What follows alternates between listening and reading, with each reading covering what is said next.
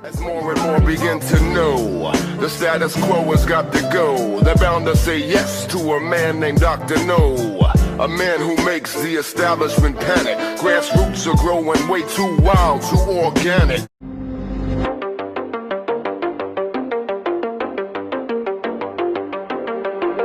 Ukraine's bloody counteroffensive is not meeting expectations on any front as Ukrainian forces are struggling to break through Russia's defenses.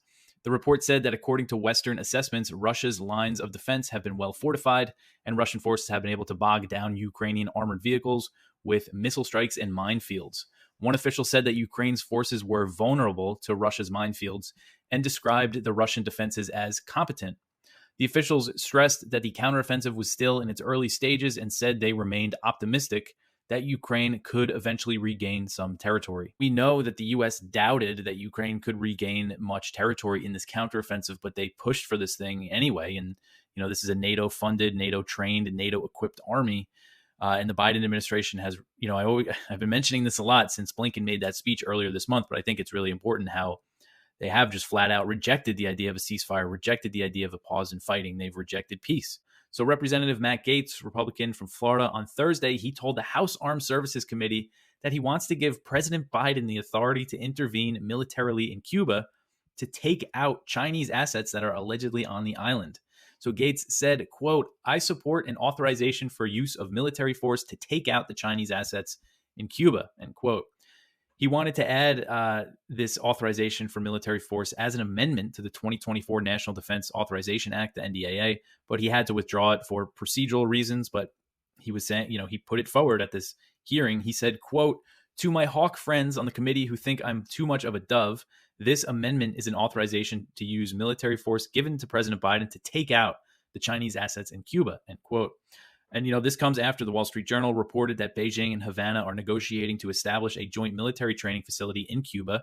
Article 5 does not override Congress war powers. So on Thursday, a group of Republicans introduced a bill in the House and Senate that would reaffirm NATO's Article 5 does not override congressional war powers. The effort was led by Senator Rand Paul and Representative Chip Roy and Warren Davidson in the House. So Paul wrote in Responsible Statecraft announcing the legislation, quote, "I introduced a resolution reasserting that Article 5 of the NATO Treaty does not supersede Congress's responsibility to declare war or authorize military force before engaging in hostilities," end quote. So NATO's Article 5 outlines mutual defense commitments of the 31-member alliance, but does not automatically mean that the U.S. must intervene militarily if a NATO ally comes under attack. So this is interesting, and I think this is a good point to make, and because I think a lot of people do. I used to think that it was automatic, but it's not true. So Article 5 states, I'll just read some of Article 5 here. It's a little wonky the way the language is, but Article 5 reads, quote, "The parties agree that an armed attack against one or more of them shall be considered an armed attack against them all. And consequently, they agree that if such an armed attack occurs, each of them, in exercise of the right of individual or collective self-defense, will assist the party or parties so attacked by taking forthwith, individually and in concert with other parties, such action as it deems necessary, including the use of armed force." So to kind of summarize that, the way Rand Paul put it, it says that NATO members are required to assist each other in the event of an attack, but military action is not mandated. So President Joe Biden hailed a new era in the U.S.-India relationship after rolling out the White House red carpet for Indian Prime Minister Narendra Modi on Thursday, touting deals on defense and commerce aimed at countering China's global influence. The partnership is stronger, closer, and more dynamic than at any time in history, Biden told reporters at a joint press conference with Modi, and the economic relationship is booming, with trade more than doubling over the past decade. Modi touted a new chapter in the country's strategic partnership after the two leaders emerged from the Oval Office talks, where the country's differences on Russia and human rights were on the table. Washington wants India to be a strategic counterweight to China and sees it as a critical partnership, although some analysts and former officials question India's willingness to stand up collectively to Beijing over issues such as Taiwan. Washington has also been frustrated by India's close ties with Russia amid Moscow's war in Ukraine. So I know this is a part, and what's interesting is that India now is the most populous country in the world. They just surpassed China. So the U.S. really, is hoping to use them against China. And, I wouldn't be surprised if in 30 years or so, India is the new enemy. That's the way things go.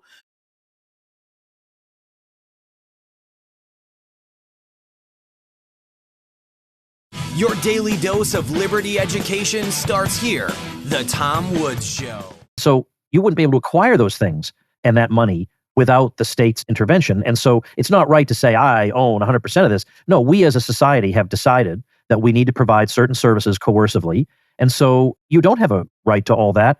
To some degree, what you earn is kind of the result of everybody in society providing a certain framework within which a market order is possible. So then we'll decide what we think is a sensible percentage of what you quote unquote earn for you to keep. But it's not really exclusively yours, because if it had been only your doing, you probably wouldn't have been able to earn it, because you would have been living in a society where life was solitary, brutish, solitary. What's the Hobbesian formulation? Nasty, brutish, and short? Short, yes. Yeah. Solitary, yeah. I mean, sorry, do you want me to address that? Because that takes us right into the heart of libertarianism, which of course is that, who's the we? We talked about we several times. We decided. Who's we? How do we get to decide this? Okay. I don't remember being asked. Were you asked? No, I never am. I'm always left out of these things. Yeah, me too. And here's the thing. Okay, look, people say, oh, well, you wouldn't have this and you wouldn't have that. You wouldn't have roads. Let's take the Hackney Tunnel example. And the answer is, well, I often think in Neanderthal days, some guy standing on the side of the hillside of a valley looking across to the other and thinking, oh my God, I'd love to go over there if only we had a road. What did he do? Well, he got on his hind legs and he got up and he walked.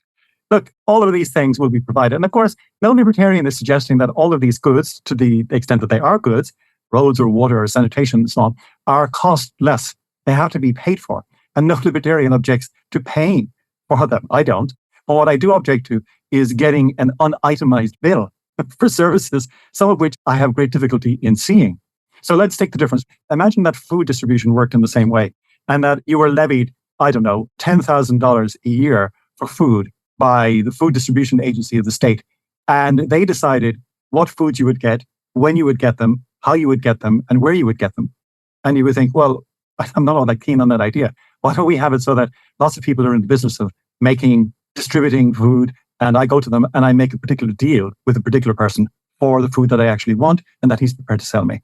And so the libertarian model for all services is similar to the way in which we deal with food production, distribution, and sales. I am happy to have roads, but I'm happy to pay for them. But what I'm not happy to is to pay for them several times over and pay for them more than I think they're worth, without having the possibility to engage in considering other services or other providers of roads that might be willing to do so better and at a cheaper cost. So there's so much more to say, but I don't really want to go on. But I still feel like some of these foundational things need to be hit on, at least here and there. Yeah. A society exactly like the one we have now, except without a social welfare or without a safety net.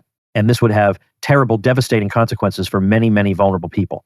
I can understand that there's a superficial plausibility to that claim, and I can understand why somebody would believe it, and why even why a person of genuine goodwill might believe it and be concerned about it. What's a libertarian's response to that, or what's another way of thinking about what's likely to happen? Yeah, I mean, that's a great question. And so the issue is often framed in the form of a dilemma, which is that either you have a safety net of social welfare, which requires the institution of the state, with all of its coercive powers, of course, including the powers we all know to confiscate and redistribute your property. Or you have a libertarian world with no coercive states, or states with coercive activities confined to the provision of law and justice, but also no social welfare and hence no safety net for the poor. And that's a dilemma as it is presented to us. But of course, the dilemma is false. And the way to refute a dilemma is by going between its horns. And the fact is that when you do a little bit of historical research, you discover that there was social welfare long before the state ever got into the welfare business. Forms of non-state social welfare that provided hospitals, schools, and unemployment assistance, and much, much more. And this is something which, for many people, has just simply gone down the Orwellian memory hole about which they know nothing. And the key to this are what are called friendly or fraternal societies or mutual aid societies, which have existed for centuries and which provided long before the state ever got into the business. Because remember, for most of its existence, the taxes that the state levied on people were used to fund wars, 90 to 95%. Almost nothing went on anything else. So that people were forced, because of this, if for no other reason, to provide for themselves. And they did. And they've been doing it since about the 17th century. So the modern libertarian would say, well, what we need to do is to reinvigorate and reintroduce things like friendly or fraternal or mutual aid societies. And that's the way it would be in a libertarian polity. I just want to make, before I finish on this point, Tom, I just want to make one thing, which is that critics of libertarianism generally say, what you want is the absolute freedom to do whatever you like with your property. And your society is going to be just like the way we have things today, except without the state and the services it provides. And of course, that's nonsensical. That's not what okay, maybe there are libertarians whose idea of the good life is to go live in the woods and shoot squirrels. But I suspect that most libertarians want to live in society with other people and listen to music and art and make a living and provide services and receive them in return. And this is perfectly capable of being done without the coercive powers of the state. So the libertarian vision of a society is not just what we have today minus the state and what it provides, but a society in which we, the people, everyone, we provide these services for ourselves in ways that are mutually beneficial and enriching, not only financially, but morally, and in terms of producing self-respect and control over our lives. Hey, folks, let's take a minute. There's a correlation that I can't prove is causal, but that is highly, highly suggestive. And if it were running the other way, well, you can be absolutely certain it would be used against us. And that is, at least in the United States, I can say with no fear of contradiction, that the rate of poverty declined much, much more rapidly before the late 1960s, when the real big expansion of the welfare state occurred, both in the kinds of programs and the amount of money spent on them. Whereas after that happened, we saw the numbers kind of stagnate. Now, if it had been the opposite, if there had been all these social welfare programs and poverty was declining like crazy, and then we took them away and the numbers stagnated, we'd never hear the end of it, right? We'd never hear the end of it. That's but true. When reality is the way I'm describing, I don't think most people even realize that. There's nothing in that I could disagree with. That's absolutely correct. And so we have what's known as the poverty or the welfare trap, where, many people want to be, as it were, on welfare. But what you have then is the welfare system is actually crowding out the rewards of employment at the bottom end of the scale. So that here's the kind of comparison that somebody might make. If I work for 40 hours a week at a not particularly attractive job, I can make, let's say, 50 euros more than I would if I didn't work at all. And so is it worth my while to do that? Because I will lose my benefits. And all I will be 50 euros better off with 40 hours of work down. And in a way, there's a kind of rational decision to be made here. And you can see why somebody would say, well, it's not worth my while. It's simply not worth my while. And once you, as you pointed out here from the Murray passage, once you've taken away any status that might be appropriated, as it were, by somebody who actually has a job, then the only difference between being on welfare, being on benefits, and being employed is that 50 euros for the 40 hours that you're working. And people would say, I'm working 40 hours for 50 euros. That's just €1.20 or whatever per hour, and it's not worth my while.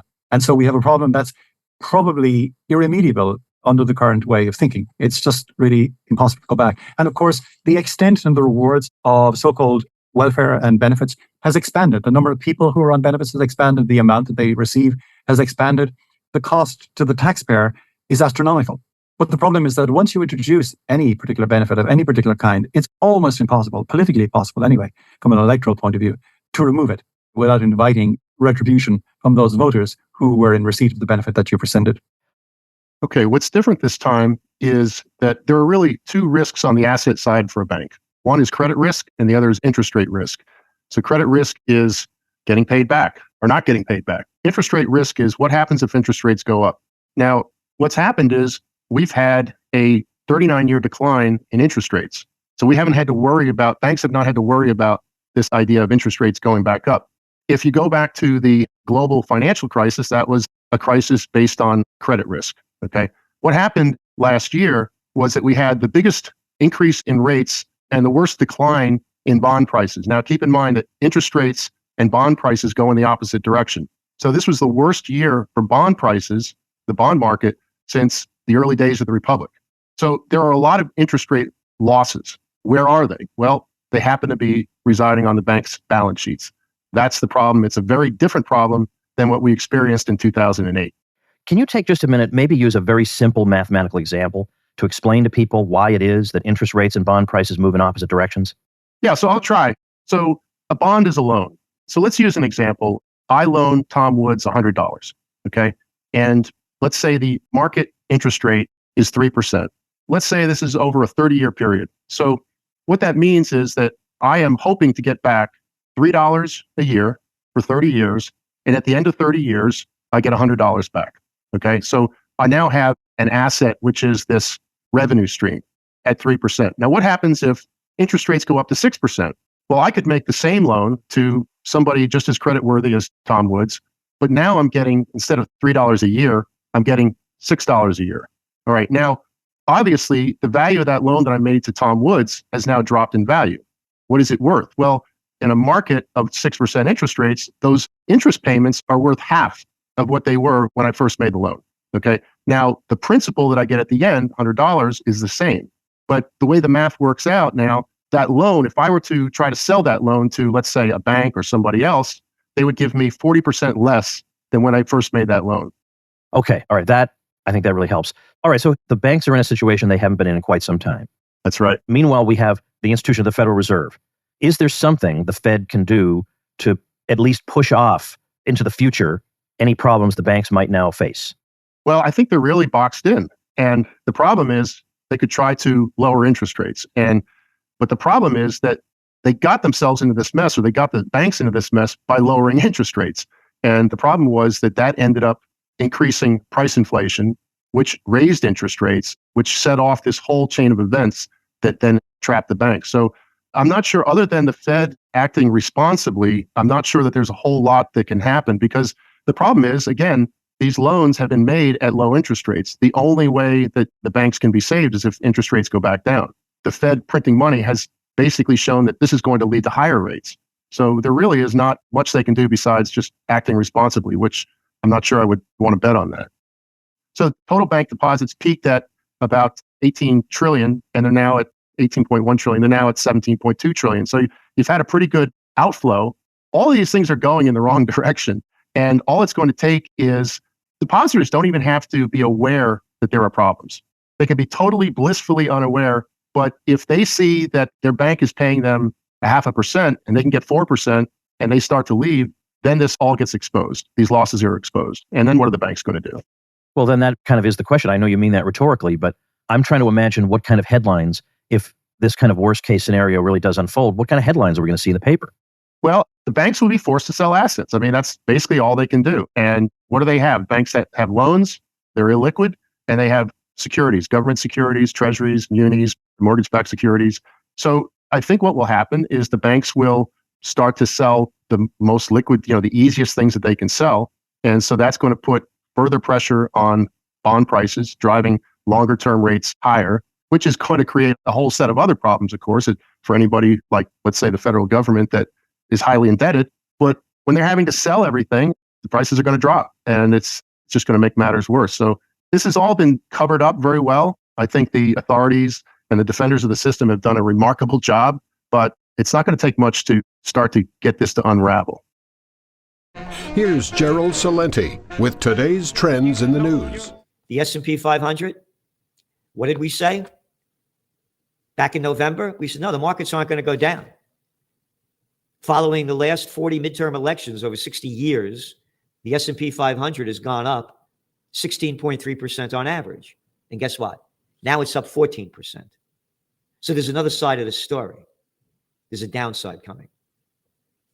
FedEx sales slide 10% as demand falls. UK recession fears mount after Bank of England hikes borrowing rates by more than expected. Today, they raised them 50 basis points. They raised them 50 basis points to a 15-year high at 5%. But yesterday, the inflation number came out. You know what inflation is in the UK? Or the FUCK? Because you got a bunch of little fucking pricks running the show. The scumbags that caused this problem with the lockdowns, the COVID war, and the sanctions they put on Russia. 8.7%. Okay, so now you got interest rates at 5%. You got negative interest rates. Oh, now you're worried about a recession? Fuck off. Send more money to Ukraine. Hey, Sudak. Hey, suck-ass. Why don't you keep going to Ukraine? Oh, no. You know what suck-ass Sudak said? Suck-ass Sudak. Suck-ass Sudak. You suck the ass of Zelensky as you're fucking over your people. Yep. He said, don't worry about it. I'm here to tell you I am totally 100% on it. And it's going to be okay. And we're going to get through this. He told workers in a warehouse, oh, did you get dressed up like a warehouse guy? Like you go over there to Ukraine and you put your military drag on?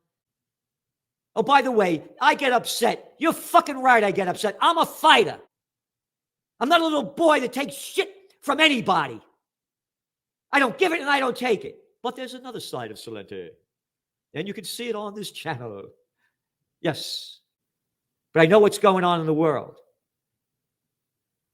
And we got a bunch of fucking evil pricks. And I can't say the other way. I love this shit. If only women were in charge, we wouldn't have any war. Oh, yeah, like Hillary Clinton, when she was so happy when she heard Gaddafi was killed. We came? We saw he died? You came? I don't think you ever came, man. Want to talk about a dried out chick. Oh, I mean dried out in terms of life and leisure. On to the Ukraine war. Zelensky, if Ukraine loses, U.S. must choose between the collapse of NATO or going to war. How about go fuck yourself? Who the fuck are you to tell what America should do? And NATO, I don't give a fuck about NATO either. We have no need for NATO. And the same fucking bullshit. If the Russians take Ukraine, they're going to attack the rest of Europe. Fuck you. No, they're not. The same bullshit they sold with the Vietnam War. And Russia says U.S. and U.K. fully dragged into conflict if Crimea is bombed. The use of these missiles given by the United States and the U.K., Russia's defense minister said, outside the zone of our special military operation would mean the United States and Britain would be fully dragged into the conflict. So that's what they're doing. You hear Zelensky pumping it, and now the Russians are saying, we're going to go to war with you if you keep ramping us up and attacking us in Russia. Blinken announces $1.3 billion for Ukraine's reconstruction efforts. Isn't that great? You listen, little shithead. Every fucking day they got this fucking scumbag here. How could people listen to this little fucking prick if he has one? One jerk after another. Here he is. I can't say anything bad about Lloyd Austin because the word is that if you come out against Miley or Austin, they're going to come after you. So this Blinken bullshit says that President Joseph Biden's top diplomat, Diplo in the mat, will provide $675 million to help modernize Ukraine's rail lines. Oh, yeah? As our rail lines are shit in this country, going on the subways at night in Calcutta? And then we got a lot more here, but I'm just going to sum up with this one. Israeli settlers launch West Bank attacks. They're not settlers, they're invaders. That's a bullshit word. They're not settlers, they're invaders. Hundreds of Israeli settlers set fires to Palestinian cars and houses in the occupied West Bank. Not occupied, stolen land against the Geneva Conventions. Maybe I'll get censored from YouTube for saying that and they'll call me an anti-Semite. And could you imagine if they did this in Israel? They set fire to 30 cars or 40 houses? Here, the latest cycle of violence in the West Bank, which Palestinians seek is the heart of the future state of Israel, is occupied since 1967. Not occupied, invaded. Every single one of these problems are a result of government being way too big. You're listening to Part of the Problem on the Gas Digital Network. I would think the machine kind of has some responsibility to also debate this topic because take myself, for example. I never really researched whether or not vaccines cause autism. Didn't strike me as interesting. Not something I looked into.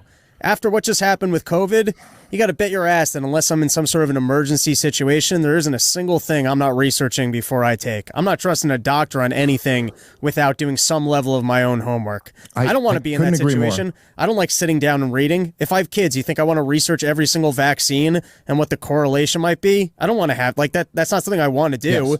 But if you're an actual health official and you believe in general vaccinate, like I'm talking myself. I'm not saying that vaccinations do cause autism.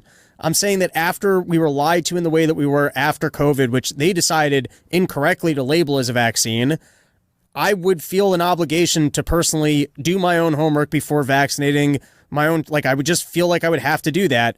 I would think that this is a very important topic, that if you're a scientist with information about why vaccines are actually preventing widespread disease, and that I shouldn't be a free rider and just assume that since 95% of the population is, vaccinated for measles, why put my child at risk? Because I'll free ride. It's almost like pollution in reverse, that I can just assume everyone else got vaccinated. So I'm not going to put my kids at risk and maybe that risk doesn't exist. But in the current landscape, there's got to be more people like me that are more hesitant of vaccines because of the failure of the mRNA vaccination program. And I would think that they would have some responsibility to actually be like, all right, well, we got to put that other thing to rest because it's important for the last 100 years of scientific advancement not to be looking backwards and thinking the vaccines can cause harm. Yeah, I couldn't agree with you more on that. And I think that there's probably a lot of people in both of our positions who kind of feel that way.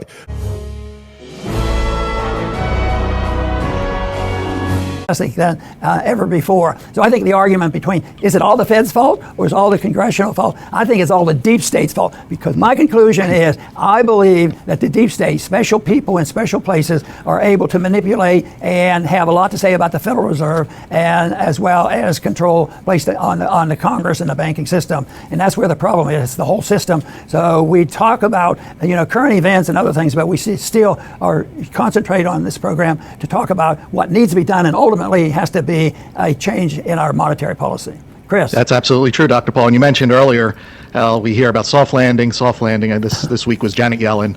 And, people should know by now that the government will never tell you how bad it actually is.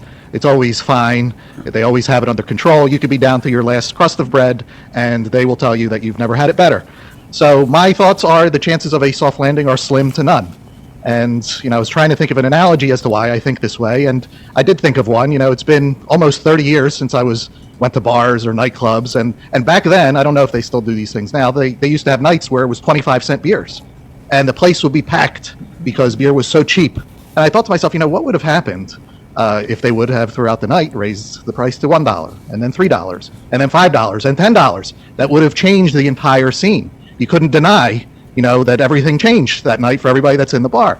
The hangovers would start to kick in as the price went up, and the longer the price was up, the quicker the hangovers would kick in. Well, that's very similar to what we have with the Federal Reserve. They artificially kept rates at 0% for something like 10 to 15 years, and people got hooked on this 0% rates, and now we're at 5%.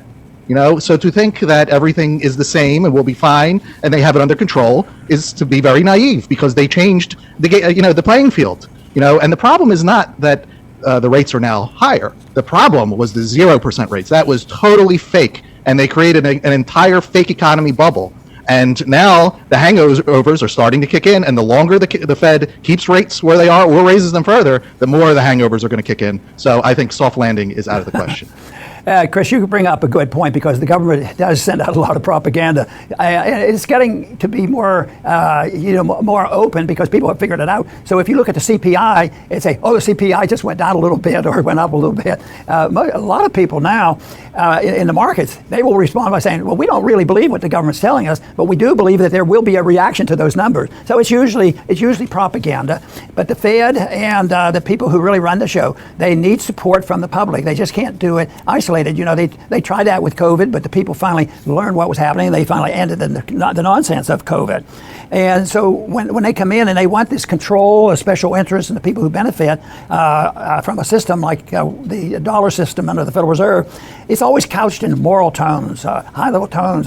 This we got to take care of the people. We got to protect our national security. We got to provide peace for the world. We got to have to be a good world policeman, and all this stuff. And if you don't do it, you're not very patriotic. So there's a lot of effort put into that. But what I sense in the last couple of years is a breaking away from that, and people are starting to think better, because they sense that the trouble is out there, which so far the Federal Reserve wouldn't admit. And even Congress, with their bipartisanship, they do talk about it and they know it. I think there's enough differences right now where some good suggestions are coming out of the Congress with the Republicans leading. But still, the big picture is controlled by a bipartisanship that generally aren't exactly in Washington. They're the ones who are behind the scenes, pulled the strings, and that is being exposed more and more. And it's also what has to be exposed if we ever get the country to agree to, a constitutional republic. Oh, you radical! And in a way, you can't be called a radical if you're a strict believer in the constitutional principles that are written down and literally believe that.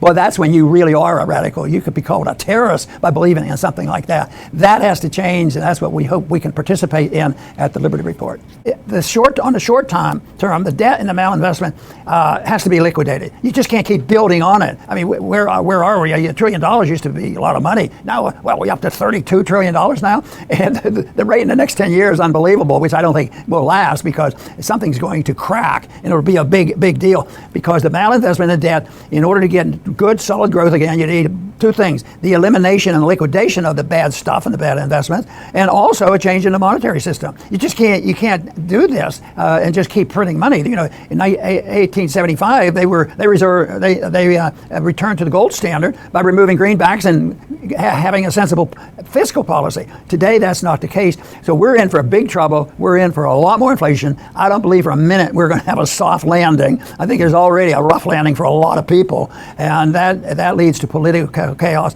And some of these people who work in the deep state wanting to control the social order and the economic order, in truth, because they work through corporations, they're not like communists who are crystal clear, get rid of the corporations and free market. They work with the corporations and intimidate the corporations, and the corporations, sacrifice the principles that they should be beholding, and they evidently don't realize what happened. So as long as that's going that way, the conditions will get worse, and I believe that we're already in a society that is easily defined as corporatism, and that being very negative, that the corporations are partnerships with big business, and that to me is a serious dilemma. It will have to be proposed or exposed.